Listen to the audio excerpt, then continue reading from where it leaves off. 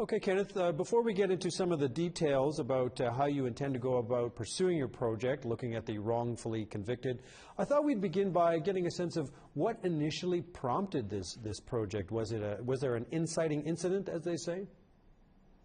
Well, last November I did a story on a wrongfully convicted Métis man, Clayton Boucher, in Lac-la-Biche, Alberta. And he was wrongfully convicted of drug possession, simple drug possession. But in that one case, you could see what happened to him was he pled to drug possession, even though he maintained for months that it wasn't drugs, it was actually baking powder. But his wife had died while he was incarcerated in Edmonton Remand Center, and he was just wanted to get out. So he's like, yeah, I'll plead. But he knew in the back of his mind that he was going to go and find the truth.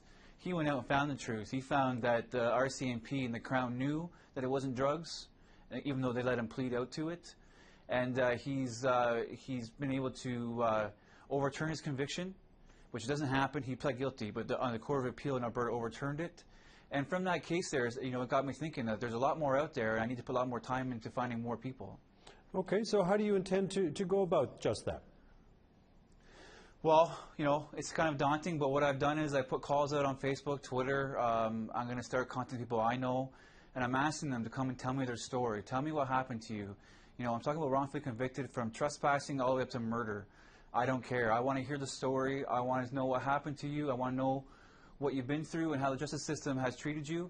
And not just that, but people who have pled guilty to crimes that they didn't commit, or they feel they didn't commit, or whatever. The proof will be in the documents. I'm confident. I've done this for a long time. If I can get to certain cases, I can look into the documents, court transcripts, talk to people. I think the proof is hiding in plain sight.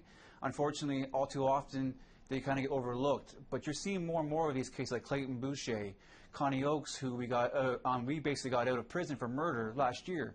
They're out there, and they're predominantly in Alberta. I have a feeling I'm going to find a lot more in Alberta than anywhere else, or even Saskatchewan. But I'm looking across the, coast to coast to coast.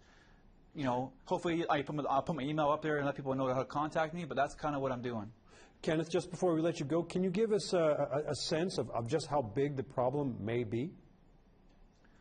I think it's massive. I think it's you hear about the over-incarcerated people, of Indigenous people imprisoned, like 25% or blah, blah, blah. Our numbers are huge, and they've been going on for a very long time. But those are numbers. I want to put faces to them. I want to dig down, and I want to show exactly who these people are. And it all stems, a lot of cases stems from residential schools, the colonization, and not knowing the justice system, and falling into that trap. And people, pleading out to breaches, and then finding themselves in prison, and then they commit a crime in prison, and they're in there forever. Then they're a dangerous offender, and they don't get out. It's a big problem. Kenneth, thanks for your time. No problem.